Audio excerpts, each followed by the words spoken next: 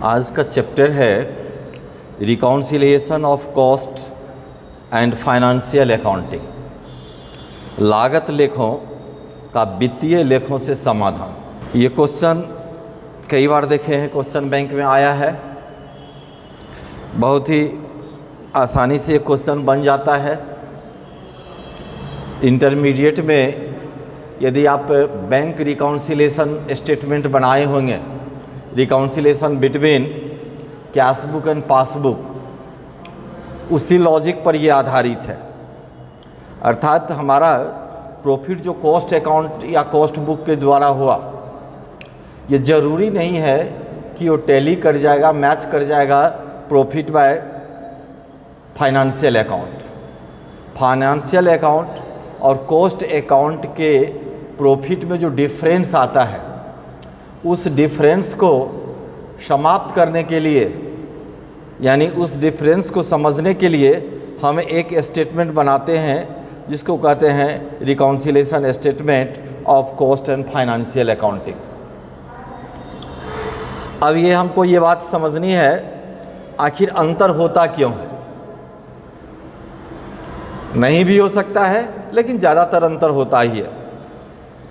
इसलिए अंतर होता है, जो हमारा कॉस्ट अकाउंट के जितने भी एलिमेंट्स होते हैं वे अनुमान पर आधारित होते हैं, वो हम फोरकास्टिंग करके लेते हैं। लेकिन फाइनेंशियल अकाउंट का जो भी एलिमेंट्स होता है वह रियलिटी पर आधारित होता है। अगर हम कॉस्ट अकाउंट में अनुमान लगाएं, जो मेरा ऑफिस एक्सपेंस फैक्ट्री एक्सपेंस का 80% होगा। यदि फैक्ट्री एक्सपेंस 50,000 है तो उसका 80% 40,000 हुआ, तो हम 40,000 दे देते हैं ऑफिस एक्सपेंस में या ऑफिस ओवरहेड में कॉस्ट अकाउंट के अंतर्गत। लेकिन जब हम अकाउंट बनाते हैं तो रियल में जो फाइनेंशियल अकाउंट में वो 40,000 के बदले 45,000 भी हो सकता है और 35,000 भी हो सकता है, यानी उससे कुछ बढ़ के भी हो सकता है और घट के भी हो सकता है, और कभी कभी दोनों बराबर भी हो सकता है। तो ये कारण होती है उसके अंतर होने का। कुछ ऐसे भी एलिमेंट्स होते हैं जिसको कि हम कॉस्ट में लेते ही नहीं। एलिमेंट्स में कुछ एक्सपेंस हुए जिसको हम लेते नहीं हैं, जैसे इनकम टैक्स, कॉस्ट में कहीं उसका स्थान नहीं है, लेकिन हम ले लेते हैं इसमें फाइनेंस अकाउंट में। उसी तरह कई एक्सपेंस हैं, जैसे interest on capital, donation, loss by absorptions, ये सब एक्सपेंस है जिसको हम कॉस्ट में नहीं लेते, लेकिन फाइनेंस में ये सब लेते हैं। कुछ ऐसे इनकम भी होते हैं जो कि कॉस्ट में नहीं लिया जाता है और फाइनेंस में लिया जाता है, जैसे interest on capital, interest on investment, dividend received, ये सब हम फाइनेंस में ले लेते हैं, क्रेडिट साइड में लिखते हैं जब प्रॉफिट एंड लॉस अकाउंट बनाते हैं तो। लेकिन कॉस्ट में इसका कोई स्थान नहीं है। तो ये सब इसके कॉजेज हैं जिसके कारण डिफरेंस होता है profit by cost accounting and profit by financial accounting. यहाँ हम क्वेश्चन बनाने से पहले बताएंगे causes of difference of profit between cost account and financial account. इसमें क्यों अंतर होती है, उसके कुछ पॉइंट्स हैं, वो हम लिख के केवल बता देंगे। फिर बताएंगे जो certain items of income not included in cost account, कुछ ऐसे आए जो लागत लेखा में शामिल नहीं किया जाता है। और इसके बाद स्टॉक के मूल्य में भी वेरिएशन होता है। डिप्रिसिएशन दोनों में अलग अलग मेथड से लेंगे तो डिप्रिसिएशन में भी अंतर होगा। जो हमारा एक्सपेंस है, इसको ओवरहेड कहते हैं, वह कहीं फाइनेंस से कंपेयर करने में अधिक भी हो सकता है, कम भी हो सकता है। और करेंट ईयर में अगर हम कोई वैल्यूएशन करते हैं, जैसे WIP का, वर्क इन प्रोग्रेस का, या स्टॉके का, तो उसमें भी अंतर हो सकता है।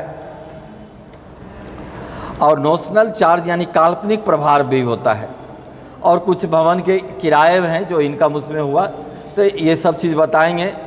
इसके बाद इसका हम फॉर्मेट बता देंगे, उसी आधार पर तो ये क्वेश्चन बन जाएगा। 2-3 साल में ये क्वेश्चन है। अगर आप बैंक रिकॉन्सिलेशन स्टेटमेंट बनाए होंगे तो आपको कोई दिक्कत नहीं होगी। हम इसमें एक एक आइटम को समझा देते हैं। कॉजेज ऑफ डिफरेंस,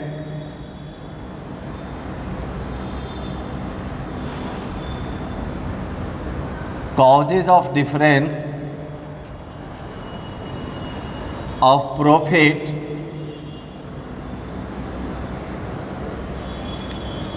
between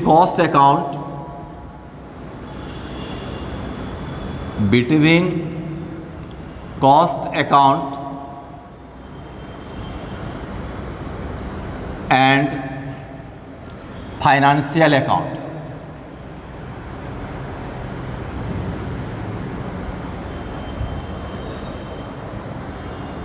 इस दोनों में अंतर होने का जो कारण है वो हम पहले बता देते हैं।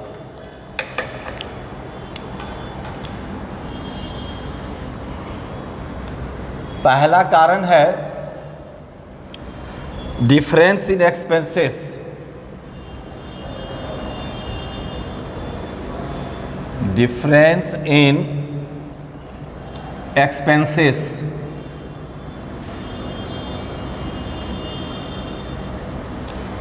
यानी कुछ खर्चे हैं या व्यय जिसमें अंतर होते हैं।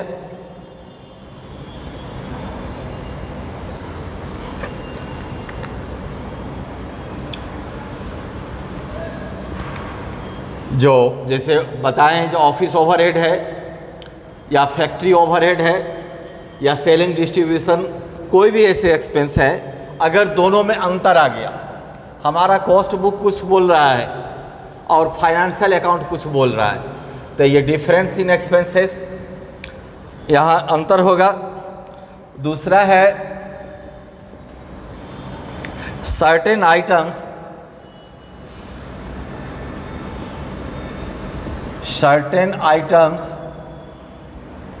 Of expenses, certain item of expenses not included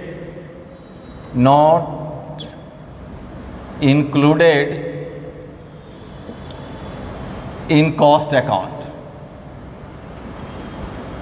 ये दूसरा दिए, कुछ ऐसे एक्सपेंस हैं जो कि कॉस्ट अकाउंट में शामिल ही नहीं किया जाता है। अगर शामिल नहीं किया जाएगा कॉस्ट में और फाइनेंस में शामिल हो तो स्वाभाविक है दोनों के प्रॉफिट में अंतर होगा। जैसे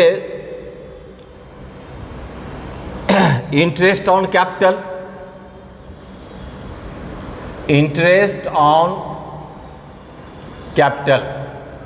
यानी पूंजी पर जो हम इंटरेस्ट देते हैं इसका कॉस्ट में कहीं लिखा नहीं होता है, लेकिन जब फाइनेंशियल अकाउंट बनाते हैं तो फाइनेंशियल अकाउंट के क्रेडिट साइड में हम लिख देते हैं इनकम में जो इंटरेस्ट ऑन कैपिटल। दूसरा जो है एक्सपेंसेस incurred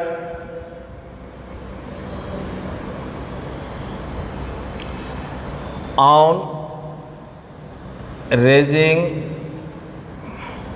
कैपिटल, यानी कैपिटल को बढ़ाने में अगर कोई खर्चा हुआ तो कॉस्ट में नहीं लिखा जाता है, लेकिन फाइनेंस में इसको हम लिखते हैं, इसलिए डिफरेंस होता है। तीसरा है डोनेशन एक्सपेंस है, दान दिया किसी को तो कॉस्ट में इसके लिए कोई स्थान नहीं है, कॉस्ट में इसलिए इसको नहीं दिखाते हैं, लेकिन फाइनेंशियल अकाउंट में हम एक्सपेंस में दिखा देते हैं डोनेशन को। फिर है लॉस बाय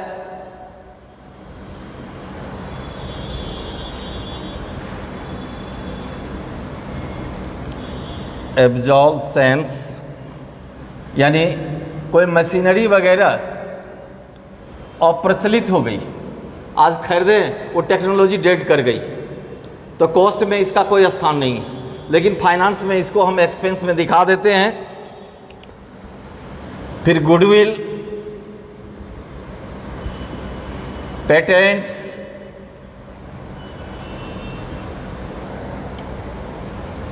प्रिलिमिनरी एक्सपेंसेस,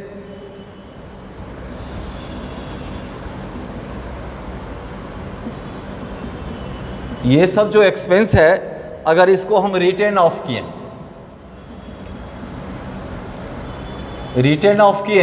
तो इसको लॉस मान लेते हैं।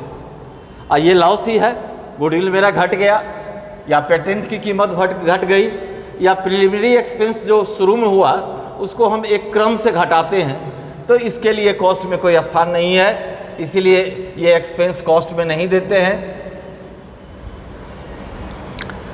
अगला है कमीशन ऑन इशू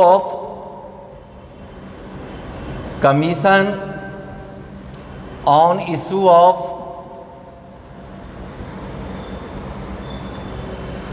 शेयर्स और डिवेंचर्स। अगर कोई कंपनी अपना शेयर या डिवेंचर इशू करती है, इसके लिए कमीशन देती है, बैंक को जैसे अंडर राइटिंग कमीशन देते हैं और एजेंट को भी कमीशन देते हैं, तो इसका कॉस्ट अकाउंट में कोई लेखा नहीं होता है या एक्सपेंस है, लेकिन फाइनेंस में हम इसको पीएल के डेबिट में दिखाते हैं, इसलिए ये डिफरेंस हो जाती है। Loss on sale of fix assets, loss on sale of fixed assets. अगर कोई अस्थाई संपत्ति को हम बेचें और उसमें लॉस हुआ, तो इसको फाइनेंस अकाउंट में दिखा देते हैं डेबिट में एक्सपेंस करके, और कॉस्ट में इसका कोई स्थान नहीं है। अगला आइटम है debit balance of PL, debit balance of PL, written of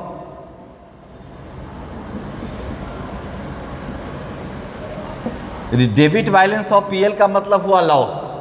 अगर पहले से कोई लॉस हम ढो रही है, कंपनी बिजनेस में लॉस को ऐसे ही रखे हुए हैं, तो इस लॉस को हम आगे रिटर्न ऑफ कर देते हैं। धीरे अगले साल प्रॉफिट हुआ, उस लॉस को रिटर्न ऑफ करते गए। लेकिन फाइनेंस में ऐसा नहीं किया जाता है, और कॉस्ट में ऐसा नहीं होता है। अगला आइटम है excess provision for depreciation, excess provision for depreciation. कभी कभी डिप्रिसिएशन हम अधिक दे देते हैं, प्रोविजन किए डिप्रिसिएशन का अधिक हो गया, तो इस अधिक को हम क्या करते हैं, अगर अधिक डिप्रिसिएशन देंगे तो मेरा प्रॉफिट कम हो जाएगा, तो इसका ऐसा फाइनेंस में होता है और कॉस्ट में ऐसा नहीं होता है।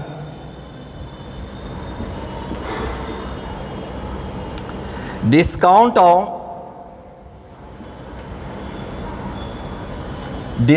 On bond and debentures. Company loan capital बढ़ाने के लिए बॉन्ड इशू करती है, डिवेंचर इशू करती है, और ये डिवेंचर या बॉन्ड कभी कभी डिस्काउंट पर इशू किया जाता है। ग्राहक को आकर्षित करने के लिए, इन्वेस्टर को, इसको हम डिस्काउंट पर देते हैं, एट पार पर भी देते हैं, डिस्काउंट पर भी देते हैं, और कभी कभी प्रीमियम पर भी देते हैं। तो अगर डिस्काउंट पर दिए तो यह डिस्काउंट लॉस होती है डिवेंचर और बॉन्ड्स का, इसका एडजस्टमेंट हम पीएल में करते हैं, लेकिन कॉस्ट में ऐसा नहीं किया जाता है। Interest on overdraft and debenture, interest on overdraft and debenture. हम इंटरेस्ट देते हैं बैंक ओवरड्राफ्ट पर और डिवेंचर पर, तो यह मेरा एक्सपेंस है।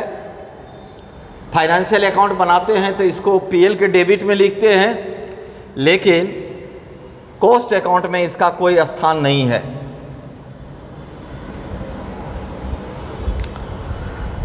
डैमेज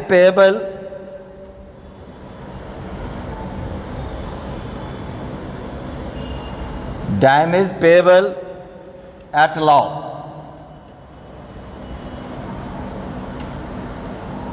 कभी कभी कंपनी को डैमेज पेमेंट करना पड़ता है। किसी के साथ कॉन्ट्रैक्ट किए, काम हम लेट से पूरा किए या किसी भी कारण से कोर्ट चला गया और हमें उसको डैमेज पेमेंट करने के लिए आदेश मिला, तो ऐसे डैमेज को पेमेंट करते हैं। तो ये एक तरह का लॉस है जिसका हम एडजस्टमेंट पीएल अकाउंट में कर लेते हैं, फाइनेंशियल अकाउंट में, लेकिन कॉस्ट अकाउंट में इसका कहीं लेखा नहीं होता है।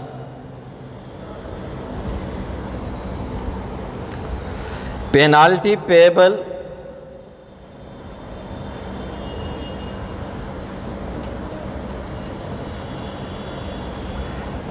Payable at law.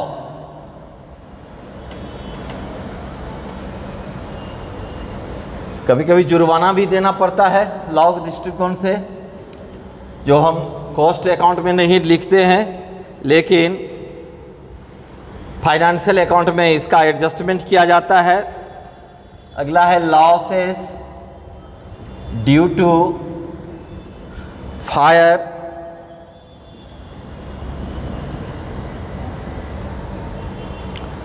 Flood, theft, ETC।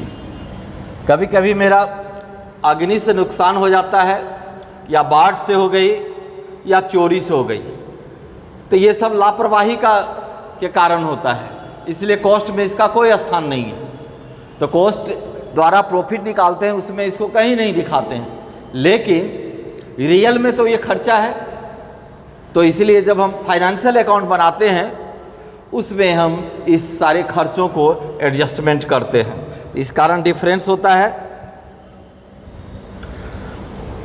अगला है loss on sale of investment. Loss on sale of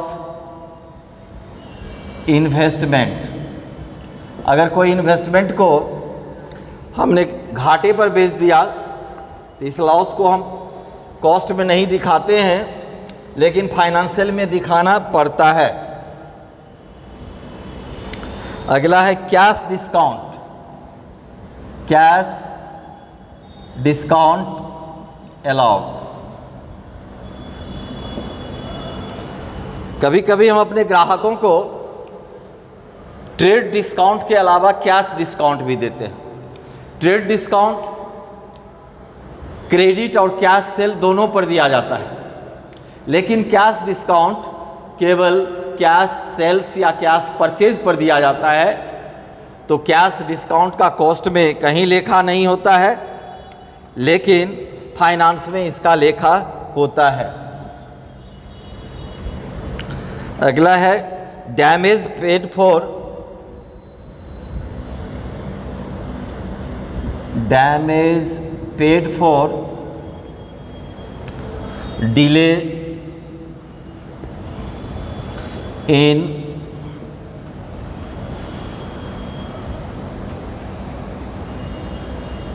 execution of contract।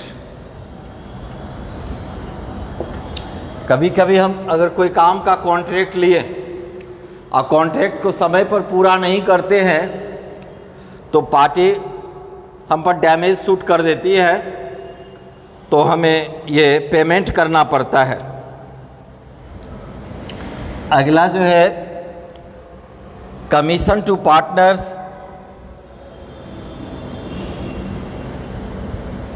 Commission to partners and managing agents, हम कमीशन या तो पार्टनर्स या मैनेजिंग एजेंट को देते हैं, इसको उसमें नहीं दिखाते हैं कॉस्ट अकाउंट में, लेकिन फाइनेंशियल में हम दिखाते हैं। अगला है capital expenditure. Capital expenditure, capital expenditure दो तरह का होता है, रेवेन्यू एक्सपेंडिचर और दूसरा होता है कैपिटल एक्सपेंडिचर। तो यहाँ पर हम कैपिटल एक्सपेंडिचर के लिए कोई जगह नहीं है कॉस्ट अकाउंट में, लेकिन फाइनेंशियल अकाउंट में इसको हम दिखाते हैं।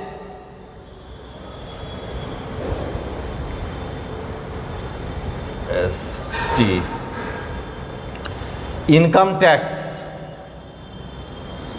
इनकम टैक्स कॉस्ट में नहीं दिखाया जाता है, लेकिन फाइनेंशियल अकाउंट में प्रॉफिट बिफोर टैक्स और टैक्स डिडक्ट करके प्रॉफिट आफ्टर टैक्स हम दिखाते हैं। जो नेट प्रॉफिट हुआ वो टैक्स डिडक्ट करने के बाद ही होता है। अगला है payment of dividend. Payment of dividend, dividend जो हम शेयर होल्डर को देते हैं, तो यह डिविडेंड कॉस्ट अकाउंट में नहीं दिखाया जाता है, कहीं भी नहीं, इसका कोई स्थान ही नहीं है, लेकिन फाइनेंशियल अकाउंट में दिखाते हैं। और लास्ट है स्टाफ पेंशन। स्टाफ पेंशन, ये सारे खर्चात बताएं जो certain item of expenses not included in cost account. ये कॉस्ट अकाउंट में नहीं रहता है, लेकिन फाइनेंशियल अकाउंट में रहता है। जब हम रिकॉन्सिलेशन करेंगे तो इन तमाम आइटम को हमें ध्यान में रखना पड़ता है, तब हम उसका रिकॉन्सिलेशन कर सकते हैं।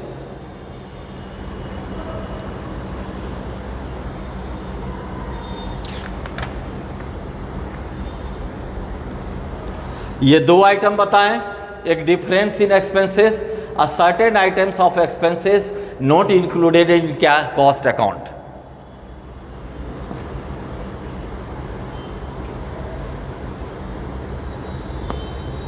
एक दो बार देखिएगा, ध्यान पर रहेगा। तीसरा जो है इसमें इम्पोर्टेंट ये है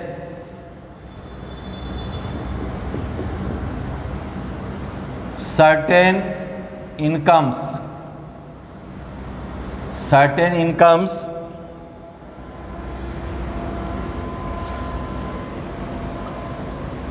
not included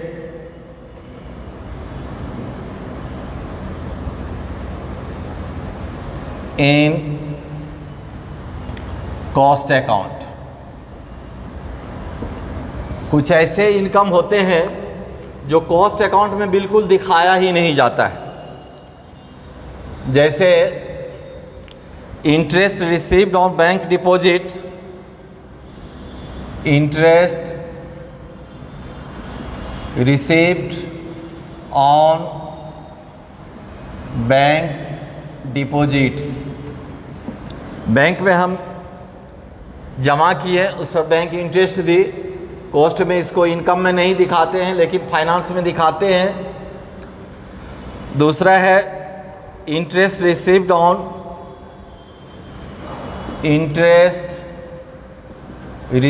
on loan granted.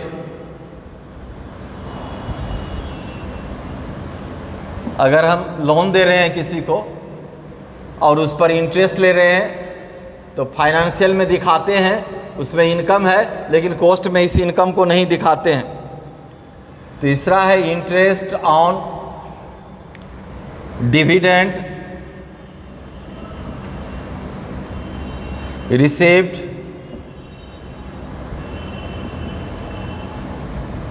On investment,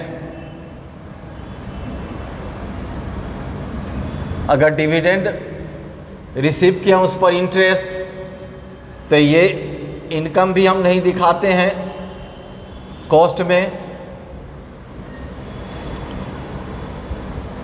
cash discount,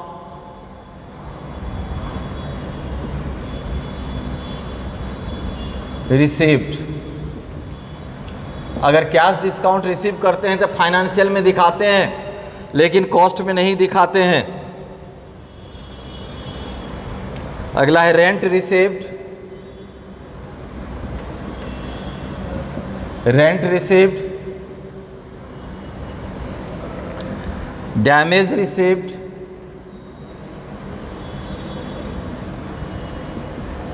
damage received, brokerage received,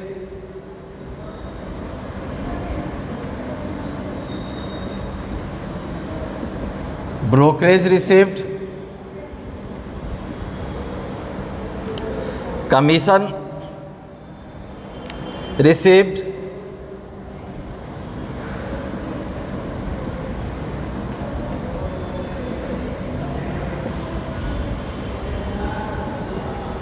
commission received, share transfer fee, share transfer fee,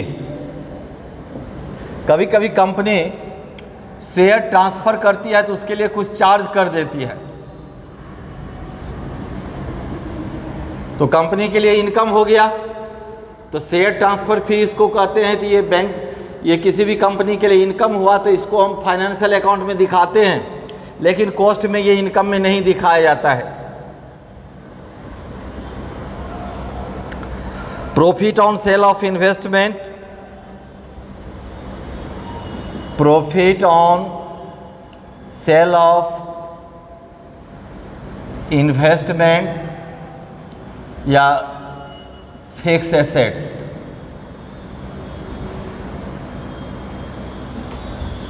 fix assets पर या इन्वेस्टमेंट पर प्रॉफिट हुआ ये भी नहीं दिखाते हैं।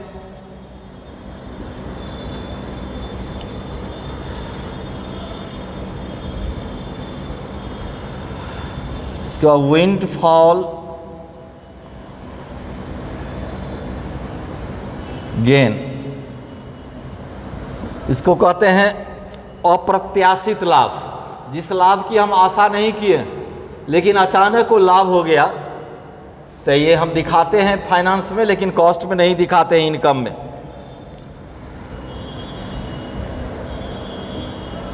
ये के बाद L, capital profit, capital profit अगर पूंजीगत कोई लाभ है,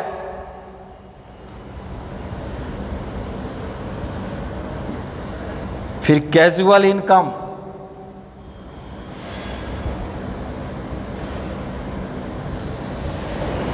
आकस्मिक लाभ हो गया कोई गेम से, जुआ से, सट्टा से, तो इसको हम फाइनेंस में दिखाते हैं लेकिन कॉस्ट में नहीं दिखाते हैं। चौथा आइटम है, ये 3 पॉइंट बताएं। Difference in the valuation of A stock, difference in the valuation of stock, चाहे स्टॉक ओपनिंग हो या क्लोजिंग हो, अगर किसी भी कारण से फाइनेंस के स्टॉक को या कॉस्ट के स्टॉक को अलग अलग कॉस्ट पर दिखाया गया, चाहे स्टॉक वैल्यूएशन मेथड के कारण हो, चाहे किसी भी कारण के हो, तो इससे भी डिफरेंस होता है दोनों के प्रॉफिट में। अगला है difference in method of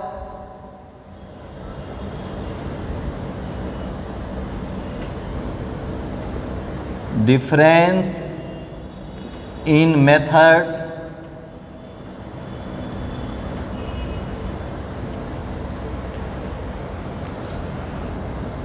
of charging depreciation,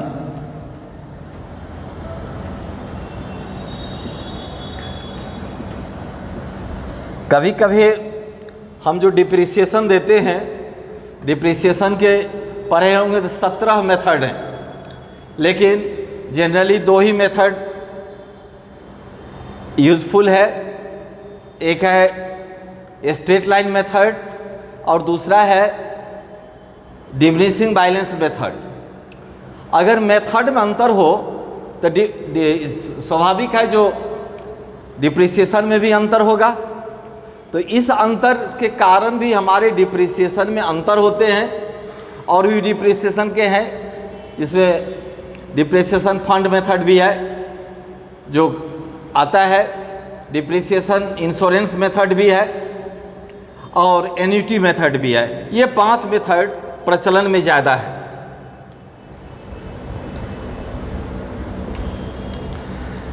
छठा है under and over absorption value. Under and over, under and over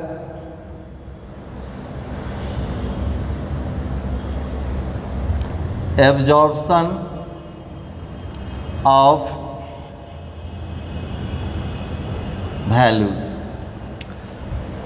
कभी जो एब्जॉर्प्शन कॉस्ट में पढ़े होंगे, एब्जॉर्प्शन सब, इसका मतलब कितना एब्जॉर्ब किया कोई एक्सपेंस, कहीं कम हुआ कहीं ज़्यादा हुआ, तो इसमें ज़्यादा दे दिए उसमें कम दे दिए, इससे कारण भी अंतर होता है दोनों के प्रॉफिट में।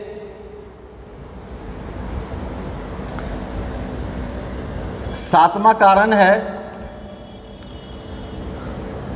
Different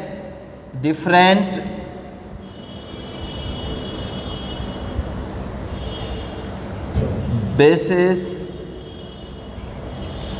of WIP valuation. WIP का मतलब हम दिए हैं वर्क इन प्रोग्रेस, अर्धनिर्मित माल जिसको कहते हैं।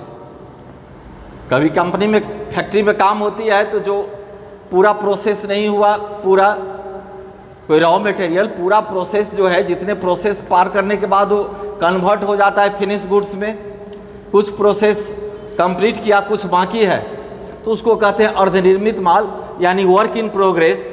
तो उसमें भी डिफरेंस हो सकता है। और आठवां कारण है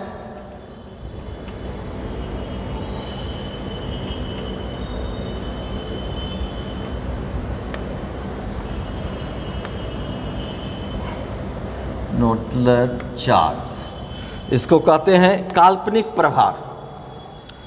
किसी किसी चीज़ पर प्रभार जो होता है काल्पनिक भी कर देते हैं। और rent of building,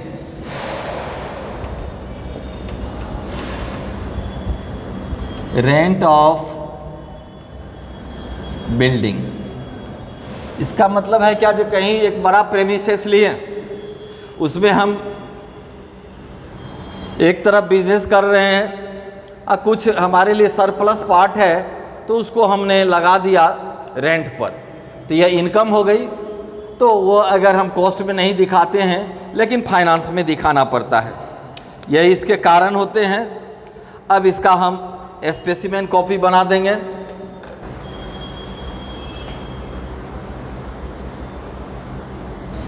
specimen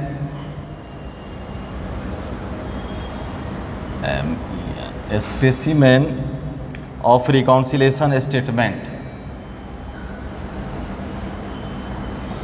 reconciliation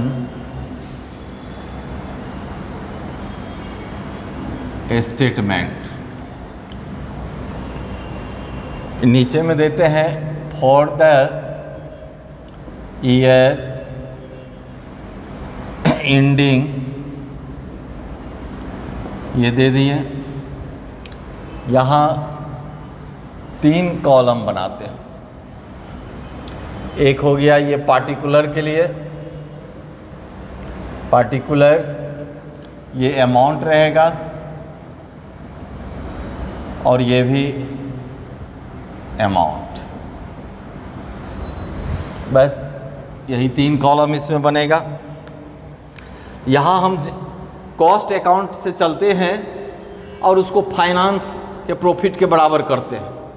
जिस तरह से बैंक रिकॉन्सिलेशन में स्टेटमेंट में हम लोग profit as per cash book से चलें और उसको मिलान कर दिए प्रॉफिट एज पर पासबुक, या प्रॉफिट एज पर पासबुक से चलें तो मिलान कर दिए profit as per cash book. वैसे ही यहाँ पर हम कॉस्ट अकाउंट लेकर के चलते हैं, फाइनेंस से मिलाते हैं। ऐसा जनरली यही करते हैं। इसलिए ऐसा करते हैं कि कॉस्ट जो है मेरा काल्पनिक है और फाइनेंस जो है वो रियलिटी पर आधारित है। लेकिन ऐसा कोई ज़रूरी नहीं है। हम यहाँ फाइनेंस से भी चलेंगे और profit as per finance book और उसको मिलान करेंगे profit as per cost book या कॉस्ट अकाउंट। अगर हम profit as per cost account से चलते हैं, प्रॉफिट एज पर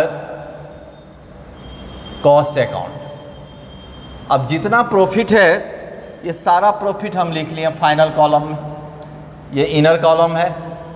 अब इसमें सर्टेन आइटम को ऐड करेंगे और सर्टेन आइटम को लेस करेंगे। अब क्यों करेंगे और किसको ऐड करेंगे और किसको लेस करेंगे वो हम लिख के बाद इस आइटम को समझा देते हैं। ऐड करेंगे इसमें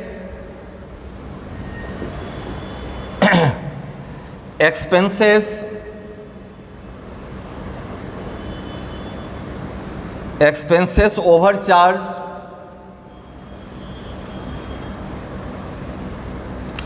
इन कॉस्ट अकाउंट। अगर कोई भी एक्सपेंस कॉस्ट अकाउंट में ज़्यादा दिखाया गया है, कोई भी एक्सपेंस हो, चाहे वो फैक्ट्री का हो, ऑफिस का हो, सेलिंग डिस्ट्रीब्यूशन का हो, कोई भी एक्सपेंस यदि ओवर चार्ज यानी अधिक दिखाया गया है कॉस्ट अकाउंट में, तो जितना अधिक दिखाया गया है उसको हम इसमें ऐड कर देंगे। दूसरा आइटम है income not included in cost account. Income not included in cost account. कोई भी इनकम जो बताएं, इनकम का लिस्ट दे दिए, उसमें बताएं ये सब इनकम कॉस्ट में नहीं दिखाया जाता है। उसमें से अगर कोई इनकम है तो जो income not included in cost account उसको भी इसमें हम क्या करेंगे, ऐड कर देंगे। तीसरा है over valuation of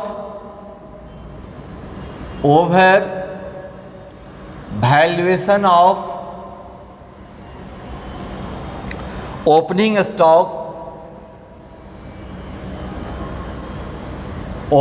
stock in cost account. अगर ओपनिंग स्टॉक को अधिक मूल्य पर दिखा दिए, किसके कंपेयर करेंगे, फाइनेंशियल अकाउंट से, और वो जो जितना अधिक दिखाए हैं यानी over valuation of opening stock in cost account, उसको हम इसमें क्या करेंगे, ऐड कर देंगे। चौथा आइटम है under valuation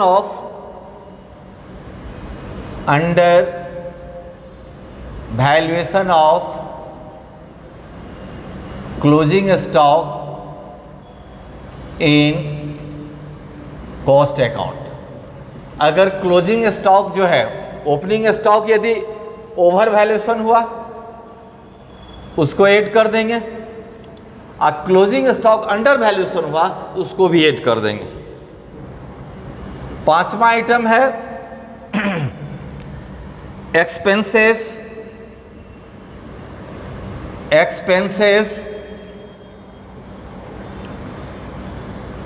recorded in cost account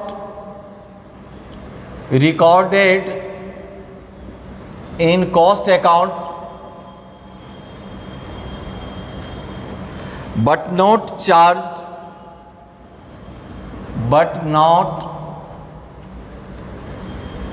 charge in financial account.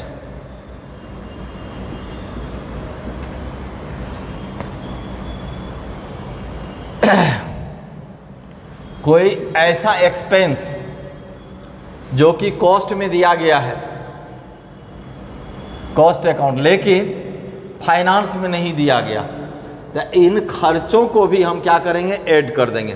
कोई भी खर्चा जो कॉस्ट में दे दिया लेकिन फाइनेंस में नहीं दिया है, तो वो खर्चा को भी हम ऐड कर देंगे। इनकम रिकॉर्डेड आइटम्स, आइटम्स लिखते हैं, items recorded in financial book, in financial book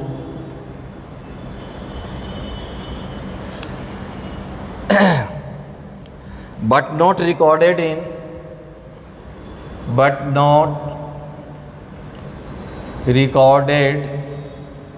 in cost account.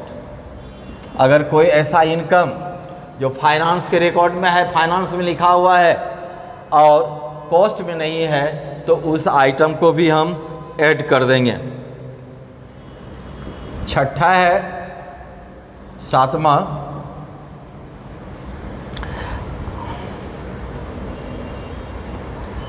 Depreciation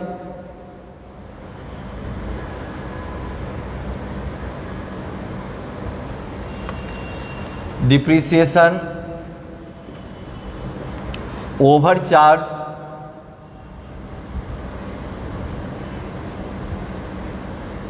depreciation overcharge in cost account. अगर डिप्रिसिएशन कॉस्ट में ज़्यादा दे दिया है with compare to financial account या बुक, तो जितना ज़्यादा दिया है उसको भी हम ऐड कर देंगे।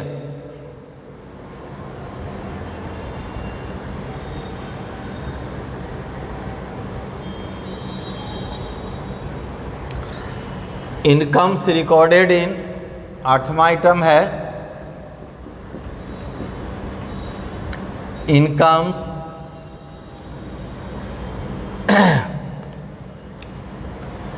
recorded in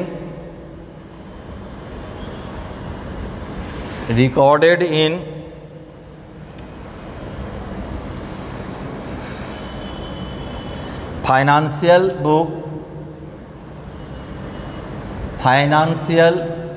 बुक कहिए या अकाउंट कहिए, but not recorded in cost book. इसको भी ऐड करेंगे। यानी कोई भी अगर इनकम आई जो फाइनेंस में दिखा दिया, फाइनेंस में इनकम हो गया, लेकिन कॉस्ट में उसको नहीं कहीं लिखा ही नहीं गया क्योंकि कॉस्ट का इनकम नहीं है, तो उस इनकम को भी ऐड कर देंगे। अब सारे इनकम इसको जोड़ करके इधर लाएंगे, अब इसको फिर जोड़ करके यहाँ लिख देंगे। अब इसमें से कुछ आइटम्स है जिसको हम लेस करेंगे, जस्ट इसके रिवर्स होगा। जैसे expenses,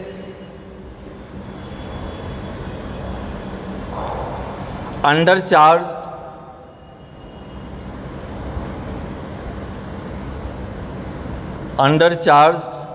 in cost account.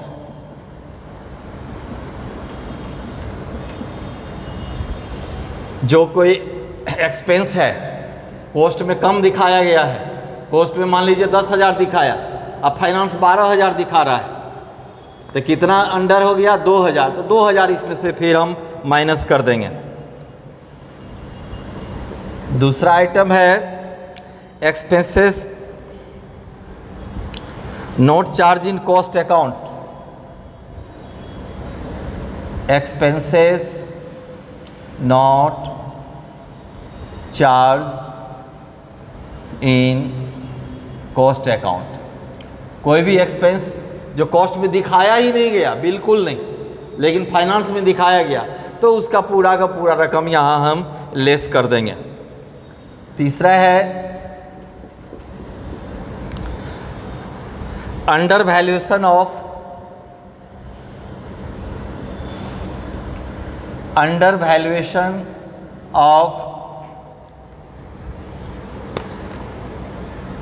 Opening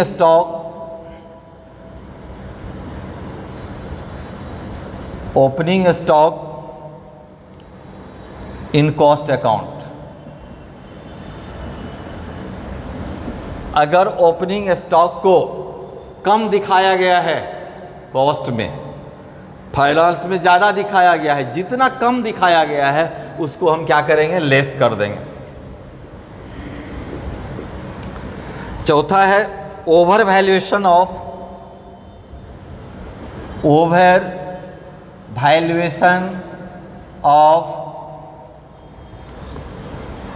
closing stock in cost account. अगर क्लोजिंग स्टॉक है और उसको ज़्यादा दिखाया गया है कॉस्ट अकाउंट में, जितना ज़्यादा दिखाया गया है उसको क्या करेंगे, हम लेस कर देंगे। फॉर एग्जांपल, यदि कॉस्ट में क्लोजिंग स्टॉक दिखा दिया 25,000, अब फाइनेंस में दिखाया 20,000, तो ये कितना दिखाया, 5,000 ज़्यादा दिखा दिया कॉस्ट अकाउंट में, तो 5,000 रकम को हम यहाँ क्या करेंगे, लेस कर देंगे जब हम रिकॉन्सिलेशन स्टेटमेंट बनाएंगे तो।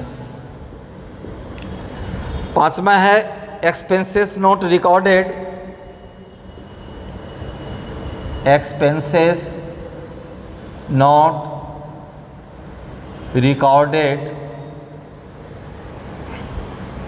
इन कॉस्ट बुक भी लिख देते हैं, अकाउंट भी कोई अंतर नहीं है, but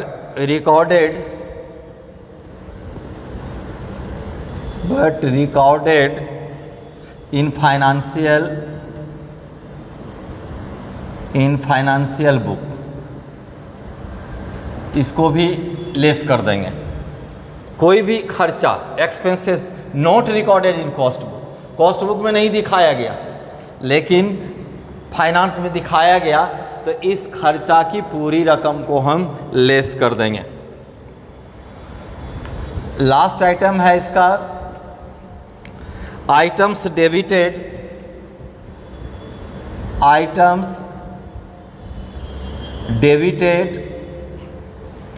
in financial book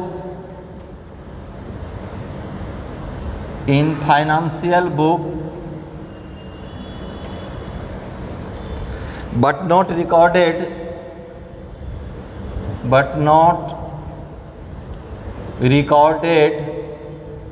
in cost account, इसको भी हम लेस कर देंगे। अब जितना लेस वाला आइटम है सबको इधर ले आएंगे, इसमें से माइनस कर देंगे, जितना आएगा ये मेरा हो गया प्रॉफिट एज पर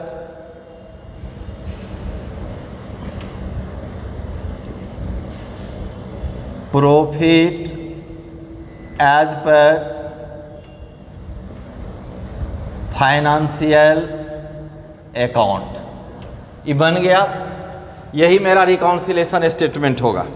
अब देखिए इसमें क्वेश्चन बनाते हैं 2011 3A, उसमें दिया है, ये 5 मिनट नहीं लगेगा क्वेश्चन में, 5 मिनट नहीं लगेगा। अगर इसकी जानकारी है तो तुरंत ये क्वेश्चन बन जाएगा। हम 2011 का ये क्वेश्चन एक बार आपके सामने बुक है तो उसको निकालिए और उसको बताते हैं। लगेगा जो ऐसा क्वेश्चन आ गया तो आपके लिए बोनस है। अगर 20 मार्क्स का है तो 20 में 20 आ जाएगा।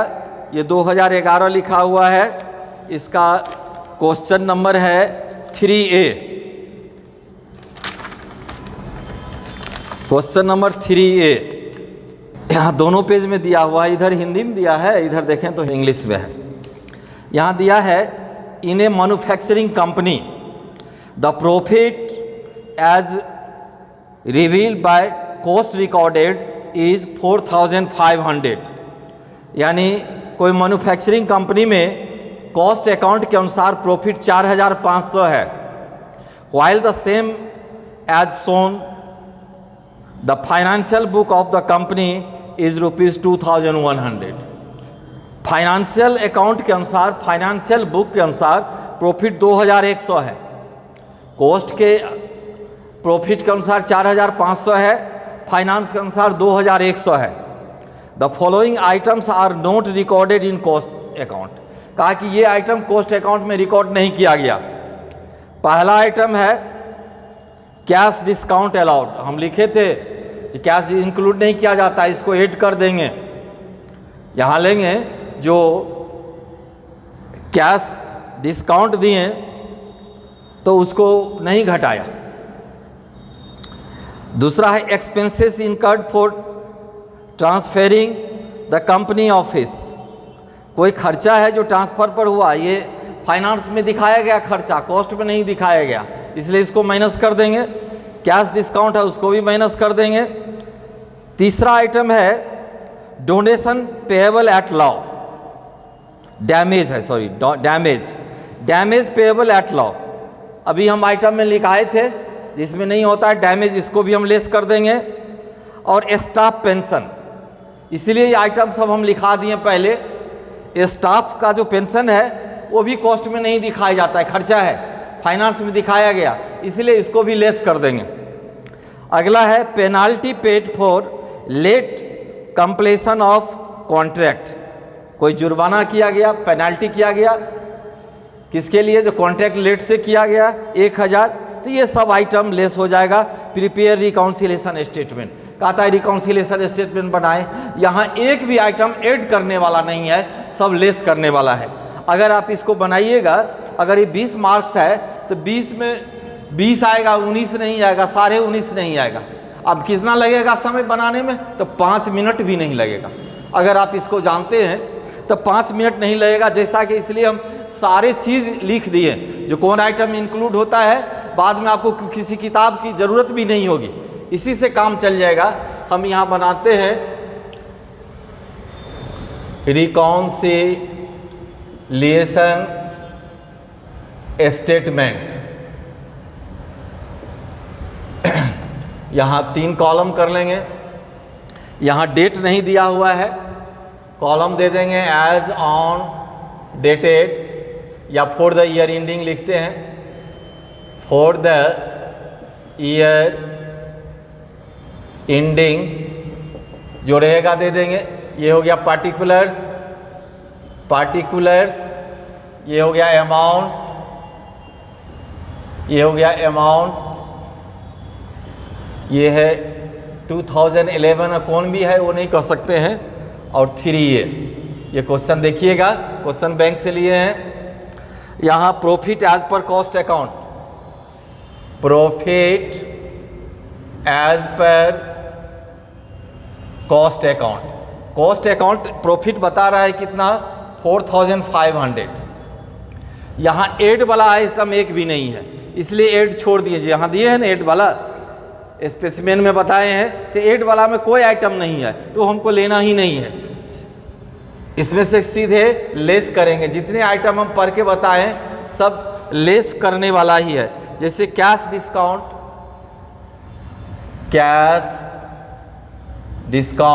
अलाउड, कैश डिस्काउंट कितना दिया गया है, 200। दूसरा है expenses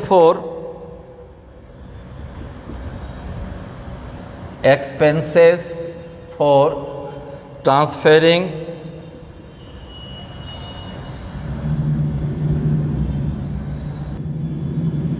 the company office, transfer से रिलेटेड एक्सपेंस है, ये भी लेस हो जाएगा 300। तीसरा आइटम है donation payable, damage payable at law, damage payable at law, कितना, तो 500। चौथा है स्टाफ पेंशन। स्टाफ पेंशन ये कितना है 400। पांचवा है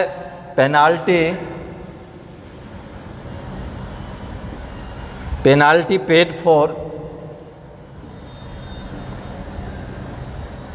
लेट कंप्लीशन